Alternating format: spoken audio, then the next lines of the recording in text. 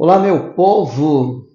Olha, hoje vamos meditar aqui no capítulo 5 de Apocalipse. Esse capítulo está incrível. Ele fala sobre o livro selado. O que que esse livro selado significa?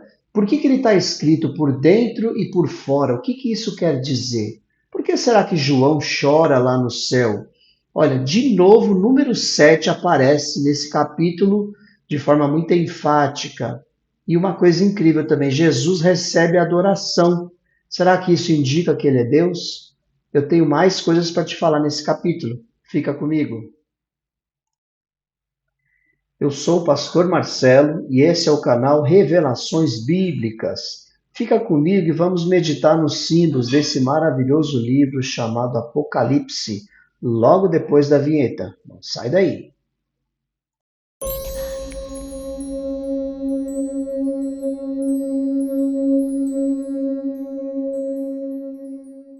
Hoje nós vamos continuar com João lá no céu. Ele está em frente ao trono de Deus.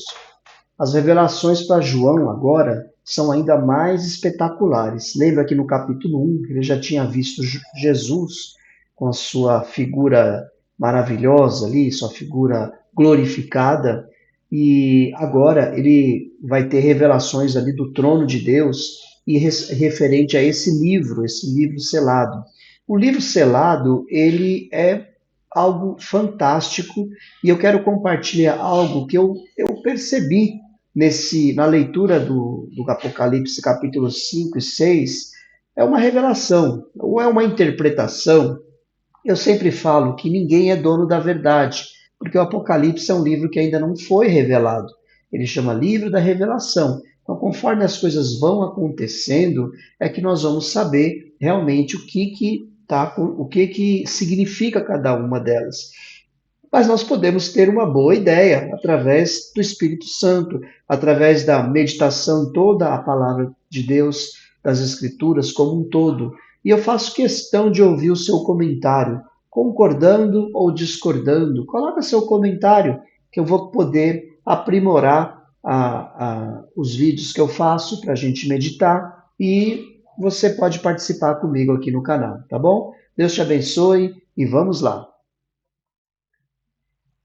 Então, o que aconteceu? João está vendo agora o Pai assentado no seu trono de glória, que já foi bem descrito nos vídeos anteriores. Se você puder assistir aí, você vai ter uma visão melhor do como é o trono de Deus.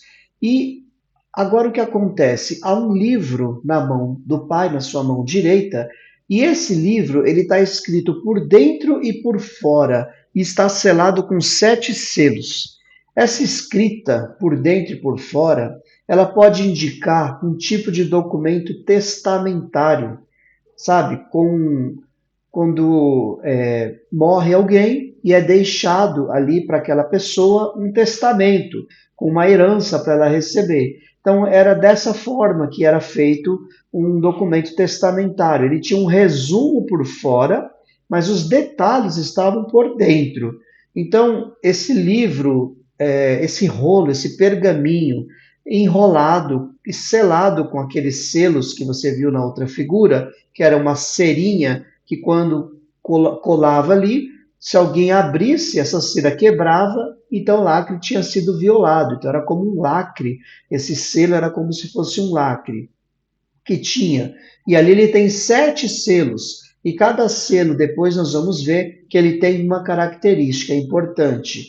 Agora, o que eu quero falar é por que escrito por dentro e por fora? É porque indica um documento testamentário. Então, do lado de fora, existe ali um resumo do que está escrito por dentro, mostrando para nós que a revelação realmente só vai acontecer quando isso for aberto, quando as coisas acontecerem conforme o livro vai sendo, os selos vão sendo quebrados, ok? Algo peculiar acontece agora. Um anjo poderoso grita perguntando assim: quem é digno de romper os selos e abrir o livro? E nesse momento não aparece ninguém, nem no céu, nem na terra, nem debaixo da terra, que pudesse abrir o livro e nem sequer olhar para ele. Então, nesse momento, ali imagina a tensão que acontece ali no céu. João fica ali olhando aquela situação e não aparece ninguém para abrir o livro quando o anjo faz essa pergunta. O que acontece?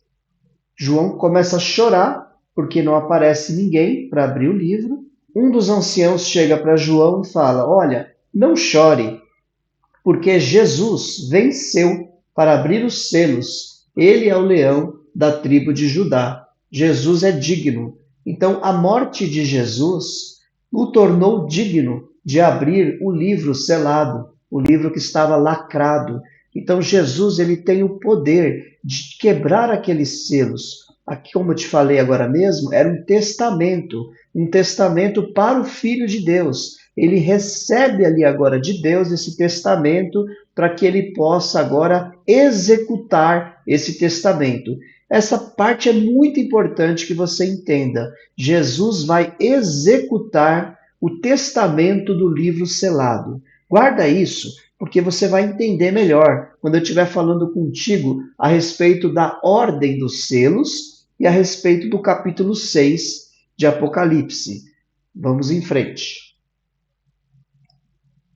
Então, você tem ali agora a figura do Cordeiro ressuscitado. É uma aparência muito incrível. Então, você vê aqui que ele aparenta que foi morto. Então, veja aqui, eu achei uma figura aqui para tentar representar isso, né? Está com o pescocinho cortado aqui, mas está vivo. E ele está onde? Em pé no centro do trono, né? O meu desenho aqui, o cordeirinho está deitado, mas você imagina comigo que ele já está de pé, tá bom? Ele está no centro do trono, cercado pelos quatro seres e pelos anciãos. Sua aparência era muito espetacular. Ele tinha 7 chifres, ele tinha 7 olhos, declarados como sendo os 7 Espíritos de Deus enviados a toda a terra. Então, Jesus tem o domínio e o controle. O que eu interpreto com esses 7 chifres? É todo o poder. Jesus fala em Mateus 28, foi-me dado todo o poder no céu e na terra. Então, aqui a figura do Cordeiro de Deus, que morreu, mas que ressuscitou, indica para nós que todo o poder foi dado ao Cordeiro de Deus, que tira o pecado do mundo. Então, Jesus tem todo o poder. E os 7 olhos também tem essa figura de estar por toda a terra. Então, Jesus vê tudo o que acontece, né? Nada lhe escapa. Jesus vai julgar toda a maldade, vai julgar toda a injustiça. Nada foge do controle de Deus. Então, não se preocupe. Você vê muita injustiça na terra.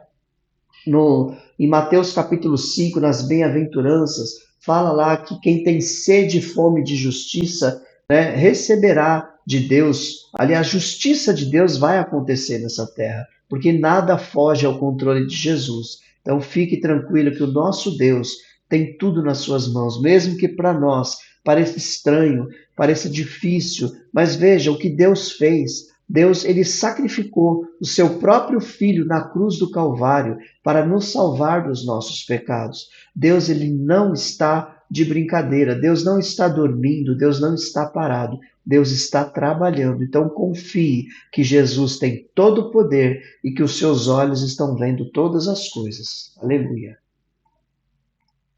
O que acontece? Quando Jesus recebe o livro das mãos do Pai, né, os seres viventes e os anciãos agora o adoram. Eles pegam suas coroas e lançam suas coroas. Eles adoram ao Pai, ao Filho, eles adoram ali a presença do Pai, do Filho e do Espírito Santo, porque ali no trono de Deus você tem o Pai assentado, você tem os 7 Espíritos de Deus em frente ao trono, que provavelmente João viu uma menorá, ele vê ali o Cordeiro que ressuscitou. Então, ali naquele momento, há adoração. É algo fantástico nós vermos que toda ali a criação, ali os 4 seres viventes representando toda a criação, os 24 anciãos representando a antiga e a nova aliança, e todos os anjos, né? Tudo ali adora ao Senhor. O que acontece? eles cantam um cântico novo. Eles têm harpas em suas mãos e louvam um cântico novo. Nesse cântico, o que que diz, né? Revela-se que Jesus morreu, mas ressuscitou. E através dessa atitude, desse ato, Jesus comprou toda a humanidade para si. Então, toda a humanidade pertence a Jesus. O Pai entregou para o Filho toda a humanidade quando ele foi obediente até a morte e morte de cruz, como diz em Filipenses capítulo 2, que é um texto que eu tenho de cor, que eu amo citar esse texto, que Jesus, mesmo sendo Deus, não usurpou ser igual a Deus, mas aniquilou-se a si mesmo e tomou a forma de servo e foi obediente, obediente até a morte e morte de cruz. E por causa disso, Deus o exaltou soberanamente e lhe deu um nome que é sobre todo nome. Então, o nosso Jesus, ele é adorado na terra, nosso Jesus é adorado no céu e ele tem nas suas mãos toda a humanidade. E também é dito nesse cântico que ele encarregou as pessoas, né, do reino e do sacerdócio. Então, nós, como igreja do Senhor, temos nas nossas mãos a obrigação, o encargo de reinar, de sermos sacerdotes do Senhor nessa terra. Amém? Então, esse é um cântico novo que é cantado lá no céu pelos seres e pelos anciãos. Agora nós temos também ali que na mão dessas pessoas tem taças de ouro cheias de incenso, que são as orações dos santos. Isso me deixa muito feliz, porque você sabe que você está orando e as suas orações estão subindo. Você está orando e isso não está ficando perdido, isso está chegando até o trono de Deus. Está lá na presença de Deus, na frente do seu trono, do trono de Deus, estão as orações de toda a igreja do Senhor. Então, quando nós oramos nessa terra, as nossas orações sobem ao céu e chegam até a presença do Pai, e nós temos isso revelado aqui em Apocalipse 5.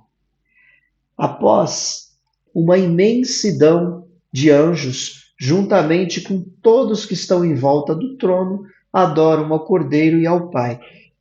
Então, agora no céu, ali a igreja representada pelos 24 anciãos, toda a natureza representada pelos seres viventes e todos os anjos, eles adoram ao Cordeiro e ao Pai. Está escrito na palavra: adoram ao Cordeiro e ao Pai. Então Jesus recebe adoração. Tem como a gente não dizer que Jesus é Deus? Jesus ele foi morto pelos fariseus, principalmente, claro, por inveja que eles tinham dele, mas pela declaração que ele fez que ele era Deus. Eles diziam, né, você, sendo homem, se faz igual a Deus. Então, nas suas declarações aqui na terra, Jesus se fez igual a Deus ao declarar-se. E quando ele morre e ressuscita, ele vai até o trono e senta-se à direita do Pai. E ali ele recebe, então, adoração. Então, isso para nós é uma revelação maravilhosa de que o nosso Jesus, ele é Deus sim. Apesar de algumas seitas heresias dizerem que ele é um profeta, que ele é apenas o filho de Deus, mas a Bíblia deixa claro que ele é Deus. E agora eu quero te dizer algo que talvez você nunca tenha ouvido falar, e talvez seja chocante.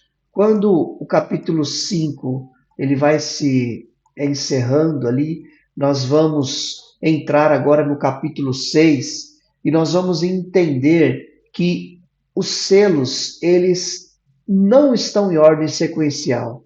Eu interpreto que os selos eles estão em formato circular, ou seja, eles vão acontecendo quando Deus determina, em especial os selos de 1 a 4 e o selo 6. Por que que eu digo isso? Porque se você olhar para o selo 6, o sexto selo, você vai ver que ele acontece como se tudo já tivesse acontecido. E você vai encontrar os acontecimentos do selo 6 em toda a história da humanidade. Você vai encontrar os acontecimentos do selo 6 nas 7 taças da ira de Deus. nos 7 trombetas você vai encontrar. E os selos de 1 a 4 você também vai encontrar em toda a história da humanidade. Então, quando Jesus ele recebe do Pai o livro selado em suas mãos, está nas mãos de Deus, nas mãos de Jesus, determinar os flagelos que acontecem na terra. São os juízos que Deus vai enviando à terra através da ordem que Jesus dá, não ordem sequencial. Nós vamos falar mais sobre isso agora no capítulo 6. Né? Hoje, para o vídeo não ficar muito grande, nós vamos terminar aqui. Eu quero que você esteja comigo no capítulo 6, que nós vamos agora entrar no detalhe dos selos, porque eu te digo, eu não consigo enxergar os selos em ordem sequencial, sabe? O cavaleiro branco saiu, depois o cavaleiro vermelho, depois o preto, depois o amarelo, aí você enxerga os mártires, que são ali, enxergam como algo atemporal, porém preso ao nosso tempo, que fala ali que até que se completem os mártires é que aquilo vai acontecer.